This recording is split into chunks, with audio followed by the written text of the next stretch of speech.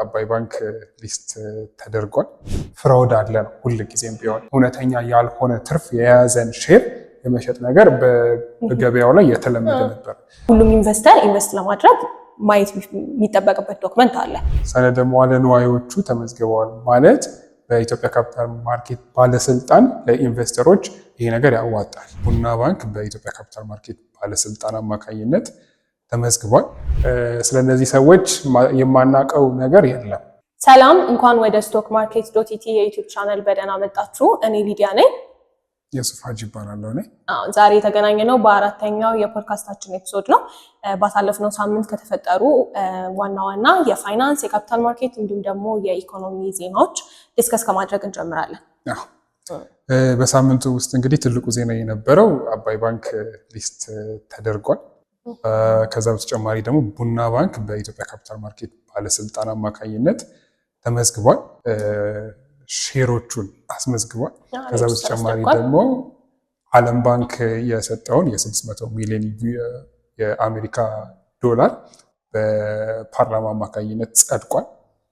ሌላ እንጨምራለን? ምንጨምር የለም። ዋና ዋና ነገሮች እነዚህ ናቸው። የቡና ባንክ 61.9 ሚሊዮን የሚሆኑ በነባር ባለ አክሲዮኖች የተያዙ ሼሮች እንዲሁም ደግሞ ተጨማሪ 2.59 ሚሊዮን የሚሆኑ አዳዲስ ሼሮች ነገር ግን ለነባር ባለ አክሲዮኖች የሚወጡ ሼሮች ናቸው ሬጂስተር የተደረጉት። እንዲሁም ደግሞ የአባይ ባንክ በኢትዮጵያ ሰነደ መዋለ ንዋዮች ገበያ ሊስት የተደረገው አምስተኛው ኩባንያ ሆኖ ትሬድ መደረጉ ጀምሯል። አንተ እንዳልከው ደግሞ ለበጀት ድጋፍ የሚውል ከወርልድ ባንክ የሚመጣን ብድር 600 ሚሊዮን ዶላር ብድር ፓርላሜንቱ አጽድቋል። በሳለፍነው ሳምንት የነበረን እንግዲህ ዋና ዋና ዜናዎች እነዚህ ነበሩ። ታዲያ አባይ ባንክ ሊስት ከመደረጉ ጋር በተያያዘ እንዲሁም ደግሞ ቡና ባንክ ሬጂስተር ከመደረጉ ጋር በተያያዘ በዛሬው ኤፒሶድ ዲስከስ ለማድረግ ያሰብነው ስለ ሬጂስትሬሽን ኦፍ ሴኩሪቲስ ከዛም ደግሞ ስለ ሊስቲንግ ኦፍ ሴኩሪቲስ ነው። ሬጂስትሬሽን ኦፍ ሴኩሪቲስ ምንድን ነው? የኢትዮጵያ ካፒታል ገበያ ባለስልጣን ሴኩሪቲዎችን ለምን ሬጂስተር ያደርጋል? እንዴት ሬጂስተር ያደርጋል? ከዛ ደግሞ በኢትዮጵያ ሰነደ መዋለ ንዋዮች ገበያ ሊስት ደግሞ እንዴት ነው ሊስት ተደርጎ ትሬድ የሚደረገው ስለሚለው ነገር ዲስከስ እናደርጋለን ማለት ነው። መጀመሪያ ግን ትልቅ ዜና እንደመሆኑ የአባይ ባንክን የተወሰነ ዲስከስ ብናደርግ የተሻለ ይሆናል። አባይ ባንክ ባለፈው ሳምንት ላይ አምስተኛ ባንክ ሆኗል፣ ወይም ደግሞ ሊስት የተደረገ ድርጅት ሆኗል። 91.3 ቢሊዮን የሚያክል የቶታል ሴት እንዳለው ባንኩ በሪፖርቱ ላይ አስታውቋል። ከዛ በተጨማሪ ደግሞ 3 ቢሊዮን ብር ባለፈው ዓመት ላይ ትርፍ እንዳስመዘገበ 546 የሚጠጉ ደግሞ ቅርንጫፎች በሀገሪቱ ላይ እንዳለ በሊስቲንግ ስነስርዓቱ ላይ ሲገለጽ ነበረ። ከዛ በተጨማሪ ደግሞ 9,657,286 የሚጠጉ ሼሮች ናቸው ሊስት የተደረጉት። ሊስት ሲደረግም የሼሩ ቫሊዩ በፓር ቫሊዩ የተገለጸው 1000 ብር እየተሸጠ እንደነበረ ነው። ከዛ በተጨማሪ ግን በቀኑ ላይ ራሱ በንዋይ አፕሊኬሽን አማካኝነት ሰዎች ሲገበያዩ ነበረ። በዛም አማካኝነት ሼሩ በ1800 ብር ሲሸጥ ቆይቷል። አሁን ይህንን እስከምናይበት ጊዜ ድረስም 1800 ብር እየተሸጠ ነበረ። ከዛ በተጨማሪ ደግሞ በፔድ አፕ ካፒታል የአባይ ባንክ ያስመዘገበው የካፒታል አማውንት 9.6 ቢሊዮን የሚያክል አማውንት እንዳስመዘገበ ተገልጿል። ይሄ ነበር እንግዲህ የአባይ ሊስቲንግ ጋር ተያይዘው የነበረው ሪፖርት። እንግዲህ ኩባንያዎች በሰነደ መዋለ ንዋዮች ገበያ ላይ ሊስት መደረጋቸው በካፒታል ገበያው ላይ የሚኖረው ተሳትፎ እንዲጨምር ከፍ እንዲል ያደርጋል። ምክንያቱም ኢንቨስትመንት ኦፖርቹኒቲዎች ይሰፋሉ። አት ሴም ታይም ደግሞ ኩባንያዎች ሼሮቻቸውን በደንብ በሼር ሆልደሮች መካከል እንዲሻሻጡ፣ ከዚህ በተጨማሪ ደግሞ ካፒታልን ሬዝ ለማድረግ የሚጠቀሙበት ይሆናል ማለት ነው። ከዚህም ጋር በተያያዘ ነው እንዴት ነው ፕሮሰሱ እስከ ሊስቲንግ ድረስ ያለው ፕሮሰስ። ከዛ ደግሞ ሊስት ከመደረጋቸው በፊት ደግሞ ስላለው ፕሮሲጀር እንነጋገር ብለን የዛሬውን ኢሹ ሬጂስትሬሽን እና ሊስቲንግ ኦፍ ሴኩሪቲስ ላይ ያደረግነው። መጀመሪያ ሬጂስትሬሽን ምንድን ነው፣ ከዛ ደግሞ ሊስቲንግ ምንድን ነው የሚለውን ከማየታችን በፊት ሴኩሪቲስ ምን እንደሆነ፣ ከዛ ደግሞ ሴኩሪቲ ውስጥ ምን ነገሮች እንደሚካተቱ እና የኢትዮጵያ ካፒታል ገበያ ባለስልጣን ደግሞ እንዴት ሬጂስትሬሽን እንደሚያደርግ እንቀጥላለን። እንግዲህ ባለፉት ኤፒሶዶቻችን ላይ አብዛኛውን ጊዜ ስናነሳው ነበረ ሰነደ መዋለ ንዋይ ምንድነው የሚባለውን ነገር ወይም ደግሞ ሴኩሪቲ ምንድነው የሚለውን ነገር እስከዛሬ ድረስ ስናነሳ ቆይተናል። ያው እንግዲህ የፋይናንሻል ሊትሬሲው እንዳለ ስለሆነ በተደጋጋሚ ኤፒሶዶቻችን ላይ ሰነደ መዋለ ንዋይ ምንድነው የሚለውን ነገር ደጋግመን በመናገር ህዝቡ አንደርስታንድ እንዲያደርግ ከመፈለግ አኳያ ነው የምንደጋግምባችሁ። ሰነደ መዋለ ንዋይ የምንለው ማንኛውም ገንዘብ የያዘ ሰነደ መዋለ ንዋይ ይባላል። ስለዚህ ሰነደ መዋለ ንዋይን በተለያየ መንገድ ልንከፍለው እንችላለን። የመጀመሪያው ስቶክ ነው ወይም ደግሞ አክሲዮን የምንለው ነው። ያ ማለት የአንድ ድርጅት ኦነርሺፕ ሲኖረን ማለት ነው። ስቶክ የምንለው ራሱ በሁለት መንገድ ሊከፈል ይችላል። ኮመን የምንለው አለ፣ ፕሪፈረብል ደግሞ የምንለው አለ። ፕሪፈረንስ ሼር ያ ፕሪፈርድ ስቶክ የምንለው አለ። ኮመን ሼር የምንለው የአንድን ካምፓኒ ኦነርሺፕ ክሌም ስናደርግ ነው። ሁለተኛው ደግሞ ፕሪፈርድ የምንለው ደግሞ በገንዘብ አኳያ ቅድሚያ የሚሰጣቸው፣ ከዛኛው ደግሞ ኮመን ሼር የምንለው ደግሞ ከቮቲንግ ራይት አኳያ የተሻለ መብት ያላቸው ናቸው ማለት ነው። ከዛ በተጨማሪ ቦንድ የምንለው አለ። የኮርፖሬት ቦንድ የምንለው እንደማለት ነው። ድርጅቶች ከህዝቡ ላይ መበደር በሚፈልጉበት ሰዓት የሚበደሩበት መንገድ ቦንድ ይባላል። መንግስትም በዛው መንገድ ማለት ነው። የመንግስት ሲሆን ደግሞ ቲቢል የምንለው የትሬዠሪ ቢል አማካኝነት መንግስት ከህዝቡ ላይ ይበደርና በጀት የሚሞላበት መንገድ ነው ማለት ነው። ስለዚህ ሴኪሪቲዝም በእነዚህ መንገድ ከተጠቀስኳቸው ውስጥ አሁን ለምሳሌ 3 ነው ያሉት። ንግዶች የሚያወጡት ቦንድ አለ። ከዛ በተጨማሪ ደግሞ ስቶክ አለ። ከዛ በኋላ ደግሞ መንግስት የሚያወጣው ደግሞ ቲቢል አለ ማለት ነው። ምጨምሩ ካለ ያ ልክ እንዳልከው ነው። ካፒታል ማርኬት ላይ እንግዲህ የሚገበያዩ የሚባሉት ኢንስትሩመንቶች ካፒታል ማርኬት ኢንስትሩመንቶች ናቸው። ግን ያው ካፒታል ማርኬቱ ሲከፈት መሸጥ የጀመረው አንዱ ኢንስትሩመንት አንተ እንዳልከው ቲቢል አለ፣ ትሬዠሪ ቢል ሾርት ተርም ኢንቨስትመንት ቢሆንም ግን የሚሸጠው በኤስኤክስ ማርኬት ላይ ነው። እሱም አንዱ ሴኪሪቲ ነው። ከዛ አልፎ ደግሞ ሌሎች ኢንቨስትመንት ኢንስትሩመንቶች አሉ እኛ ሀገር ላይ አዲስ የሆኑ ገናም ደግሞ ካፒታል ገበያው ሲያድግ ይመጣሉ ተብሎ የሚጠበቁ ዴሪቬቲቭ ኢንስትሩመንቶች አሉ። እነሱንም ያካትታል ማለት ነው።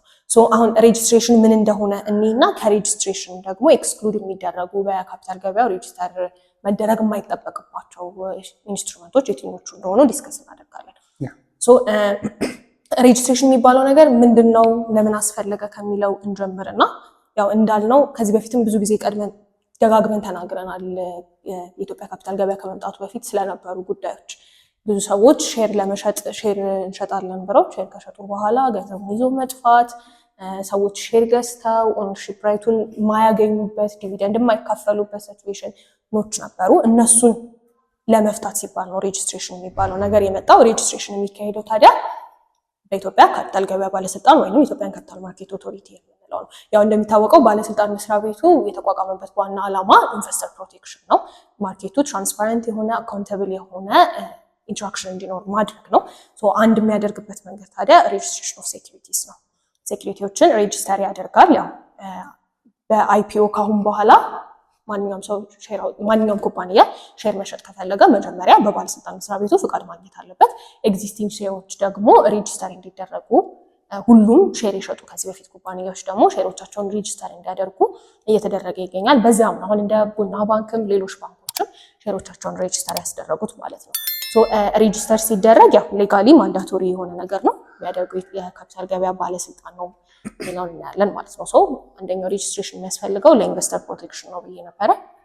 ሌላ የምጨምረው ካለ ለምን ሬጅስትሬሽን እንዳስፈልገ የምናነሳቸው ፖይንቶች ማለት ነው።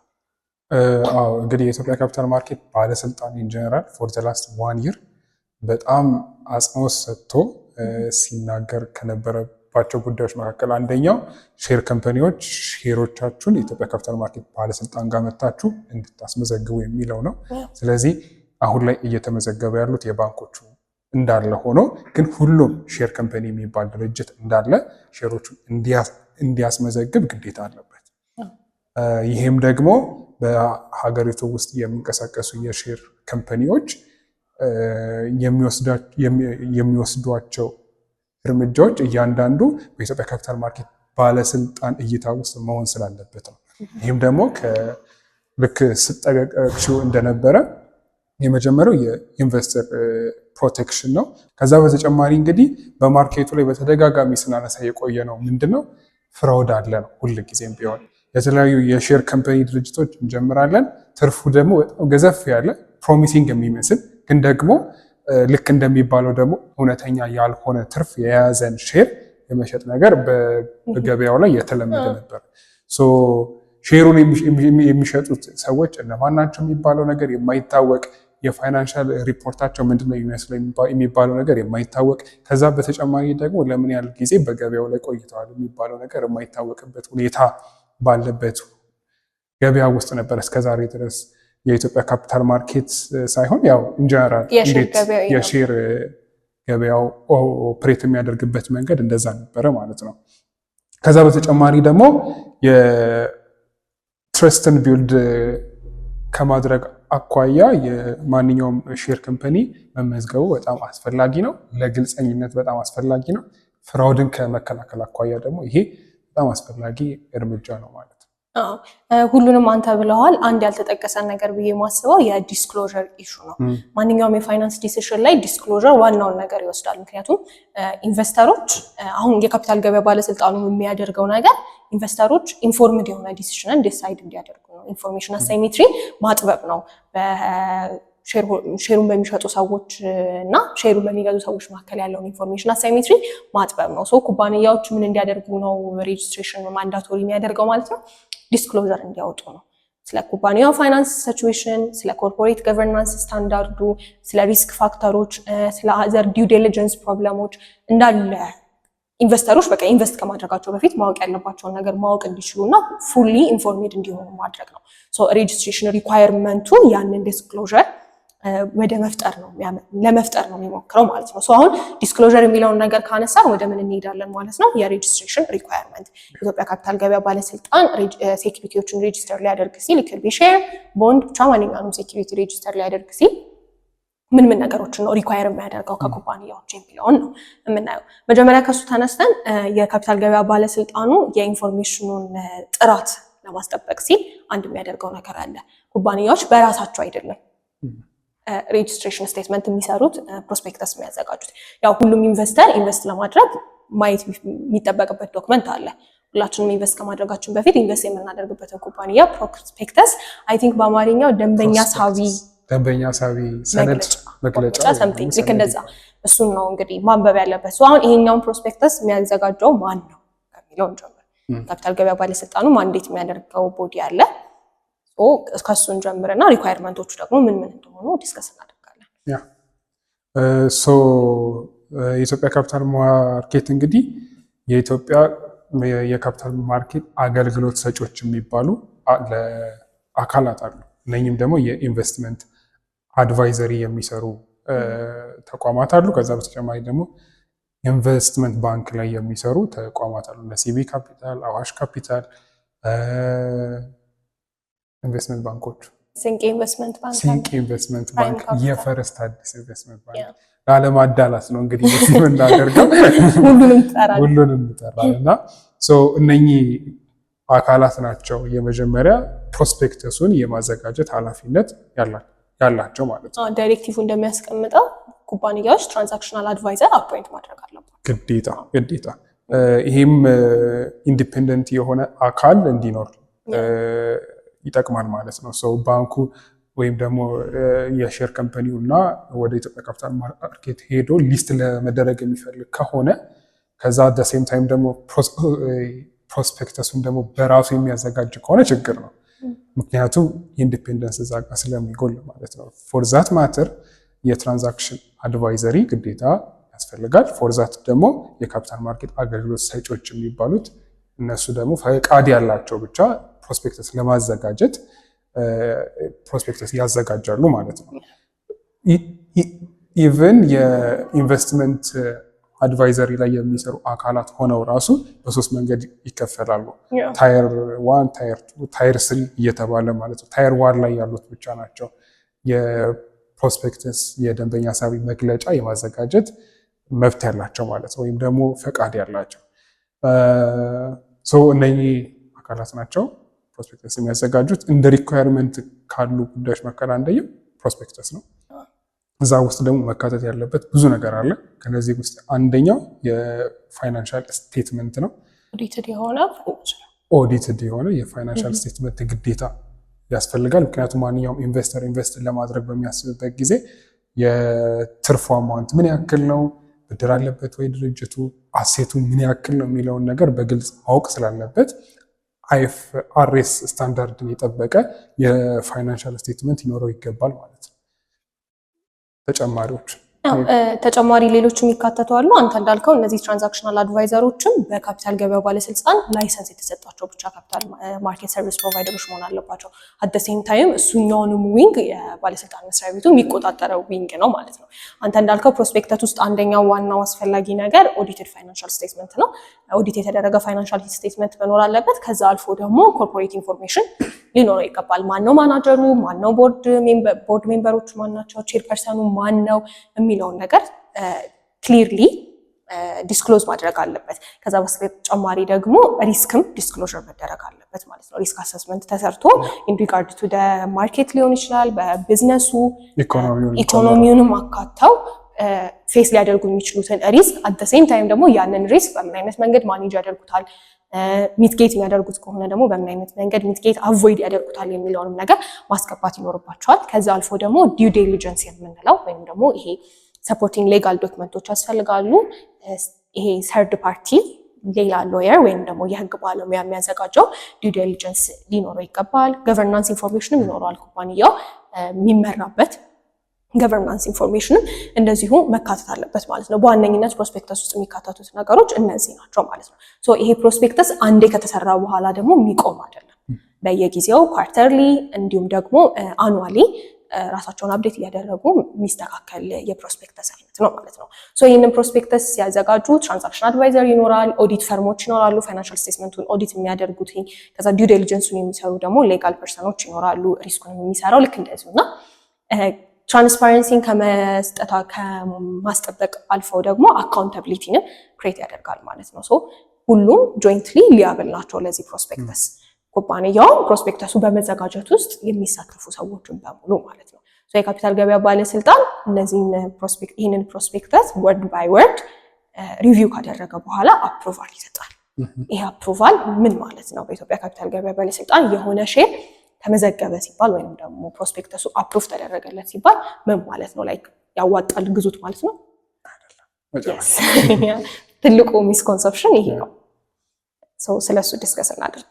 አንድ የሼር ካምፓኒ የሰነደ መዋለ ንዋዮቹ ተመዝግበዋል ማለት በኢትዮጵያ ካፒታል ማርኬት ባለስልጣን ለኢንቨስተሮች ይሄ ነገር ያዋጣል እያለ አይደለም። እየተባለ ያለው ነገር ምንድን ነው? ይሄ ድርጅት ሪስኩ ይሄ ነው፣ የፋይናንሻል ስቴትመንቱ ይሄ ነው፣ የሚመሩት ሰዎች ደግሞ እነኚህ ናቸው። ግልጽ የሆነ ነገር አለ። ስለነዚህ ሰዎች የማናውቀው ነገር የለም። በዚህ መንገድ ነው ኦፕሬሽን ናቸው፣ በዚህ መንገድ ነው ያለው የሚለውን ነገር ለማህበረሰቡ ዲስክሎዝ የሆነ ግልጽ የሆነ መረጃ አለ እያለ ነው እንጂ የኢትዮጵያ ካፒታል ማርኬት ባለስልጣን ኖት ይሄ ፕሮፊታብል ነው ወይንም ደግሞ አዋጭ ነው የሚያከስር ነው የሚለው ነገር ውስጥ አይገባም። እንደዚህ አይነት ማንዴት የለበትም። ያ ማንዴት የማን ነው? የኢንቨስተሩ ነው። ኢንቨስተሩ ደግሞ ማን ጋር ነው መሄድ ያለበት? አድቫይዘሪዎቹ ጋር ሄዶ መጀመሪያ አማክሮ ይሄ ድርጅት ያዋጣል አያዋጣም የሚለውን ነገር ጠይቆ ነው ኢንቨስት ማድረግ ያለበት ማለት ነው። ሬጂስተር ተደርጓል ማለት ራሱ ሼሩን መግዛትና መሸጥ ይቻላል ማለት ራሱ አይደለም። መጀመሪያ ሊስት መደረግ አለበት። ወደሱ እንመጣለን። ወደ ሊስቲንግ ሜቢ በቃ የኢሲኤምኤ ወይንም የካፒታል ገበያ ባለስልጣን አፕሩቫል ሜሪት ቤዝድ አይደለም። ያዋጣቸዋል ብዙ ምናምን አይደለም የሚያደርገው ባለስልጣን መስሪያ ቤቱ ፕሮስፔክተሱ ላይ ያሉት ኢንፎርሜሽኖች እውነተኛ ናቸው ወይ፣ በትክክለኛው ቫሉዌሽን ነው የተሰሩት ወይ፣ ፋይናንሻል ስቴትመንቱ ደግሞ መጠበቅ ያለበትን ስታንዳርድ ጠብቀው ነው ወይ የተዘጋጁት የሚሉትን ነው ምንድን ነው ሪቪው አድርገው አፕሩቫል የሚሰጡት ማለት ነው።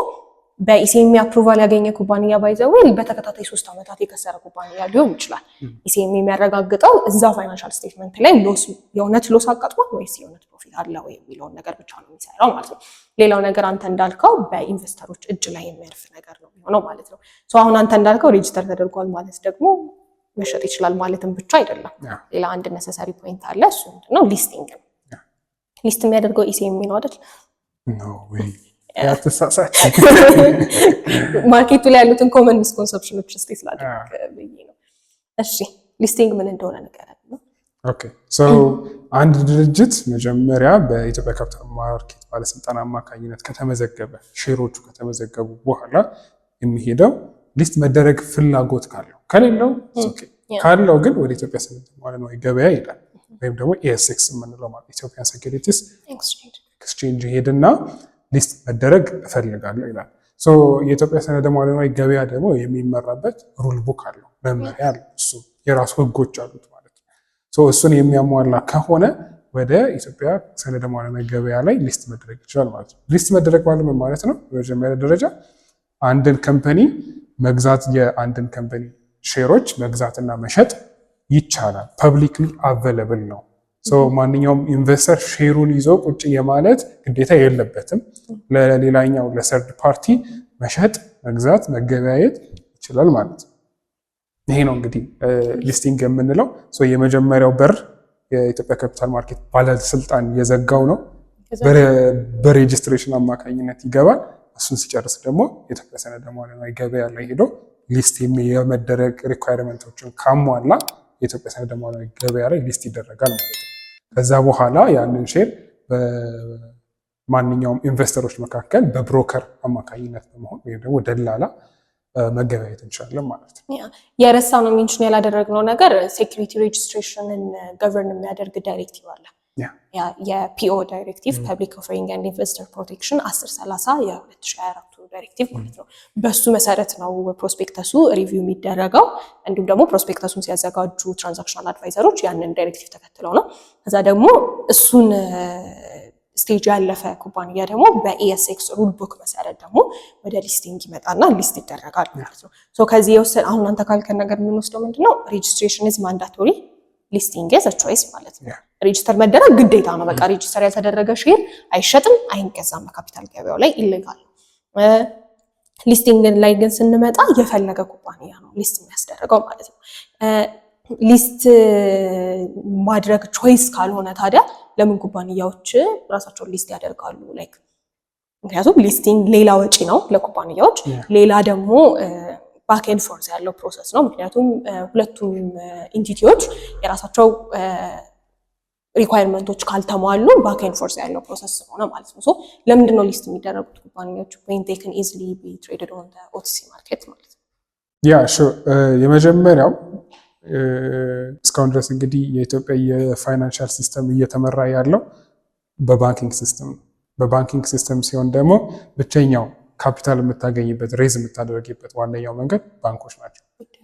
አሁን ደግሞ ሌላ አማራጭ አለ ነው። ሊስት ስትደረጊ ካፒታል ሬዝ የማድረግ አማራጭ አለች ከህዝቡ ላይ ከፓብሊኩ ላይ ማለት ነው።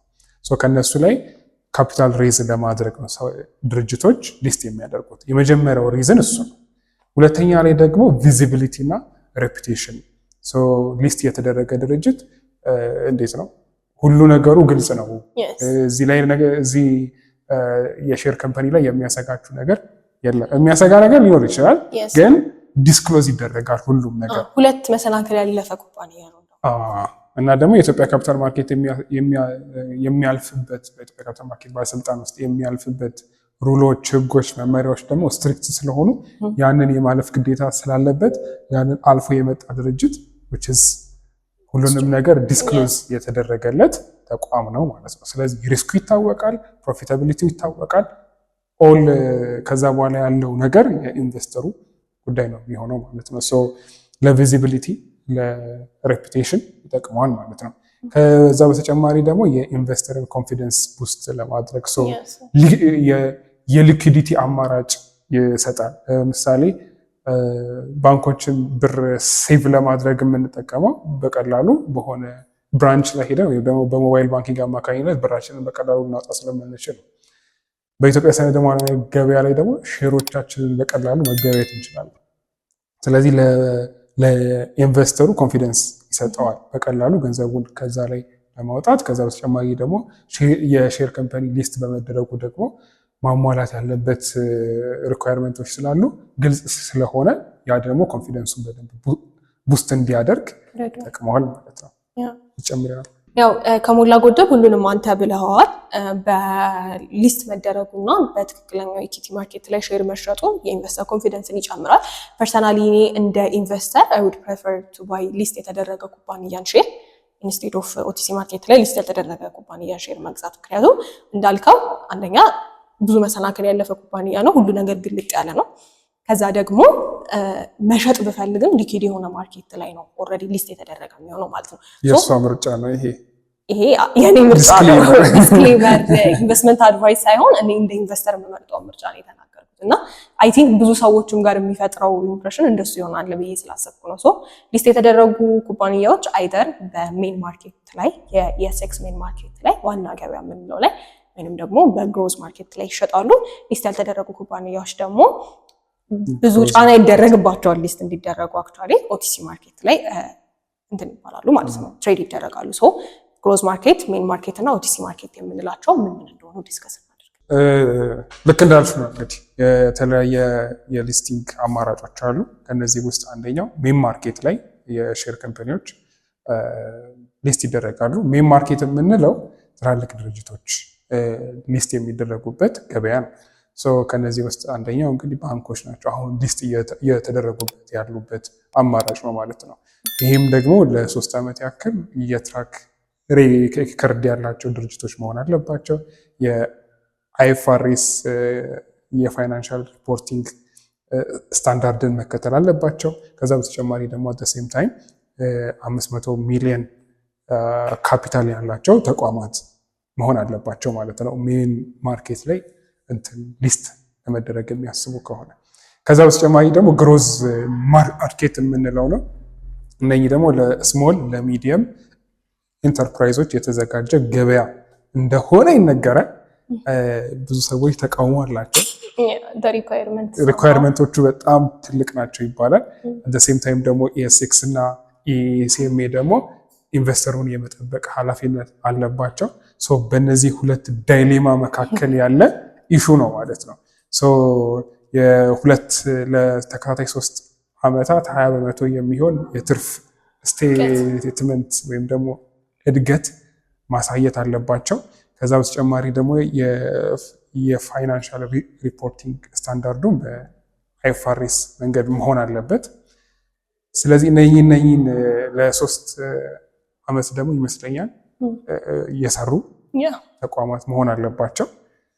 ይሄንን የሚያሟላ ኤስኤምኢ አገራችን ላይ አለ ብለው ብዙ ሰዎች በሊንክዲን ላይ ምናምን እየጻፉ ይገኛሉ። we don't know that ዲስክሌመር እንግዲህ ጋር እንግዲህ ኢንቨስተር መጠበቅ ስላለበት እኛ ይሄ ለምን ሆነ ለማለትም ትንሽ አስቸጋሪ ይሆናል። ከዛ በተጨማሪ እንግዲህ ኦቲሲ ነው ኦቨር ዘ ካውንተር ማርኬት በአማርኛ የጠረጴዛ ዙሪያ ገበያ ይባላል። አማርኛ በጣም በዚህ ገበያ ላይ ከባድ ሆኗል። ሰነደ መዋዕለ ንዋይ ሰው ግራ ይገባዋል። የጠረጴዛ ዙሪያ ገበያ ይባላል። ሊስት መደረግ ወይም ደግሞ ይሄ የ24 ሰዓት ገበያ ነው። በአጠቃላይ አት ኤኒ ታይም ብፈልጊ በብሮከር አማካኝነት ዋናው ገበያ ላይ ሊስት ያልተደረገ ድርጅት በራሱ መንገድ ሼሮቹን የምንገበያይበትና የምንሻጥበት መንገድ ነው ማለት ነው። እና ጠረጴዛ ዙሪያ ወይም ደግሞ ያልተማከለ ገበያ ይባላል። በቃ ያለው ዲፍረንስ ከሊስቲንግ ጋር በተያያዘ ነው። ሊስት የተደረጉ ኩባንያዎች የግሮዝ ማርኬት እና ሜን ማርኬት ላይ ፐርሲቭ የምናደርገው ሪስክ እና ኦቲሲ ማርኬት ላይ ፐርሲቭ የምናደርገው ሪስክ ሪላቲቭሊ ስታሰብ የኦቲሲ ማርኬቱ ከፍ ያለ ነው። ቢኮዝ ዋይ ውድ ካምፓኒ ውድንት ዋንት ቱ ቢ ሊስትድ በሚለው ሀሳብ ማለት ነው። በእነዚህ የ3 ማርኬቶች በኩል ሰነደ መዋዕለ ንዋዮችን መገበያየት ይቻላል ማለት ነው። ኦልሬዲ 5 የሚሆኑ ኩባንያዎች ሊስት ተደርገዋል። ከዚህ በኋላ እንግዲህ ተጨማሪ ኩባንያዎች ሊስት እንደሚደረጉ ይጠበቃል። ማርኬቱ ሊኪድ ይሆናል ብለን እንጠብቃለን። እንግዲህ ለዛሬ የነበረን ዲስከሽን ይህን ይመስላል። በቀጣይ ሳምንት በተመሳሳይ ፍሩትፉል በሆነ ዲስከሽን እስከምንገናኝ ድረስ ሰብስክራይብ፣ ላይክ እና ኮሜንት እንዲሁም ደግሞ ሼር እያደረጋችሁ ጠብቁን። ስቶክ ማርኬት ገንዘብና ግንዛቤ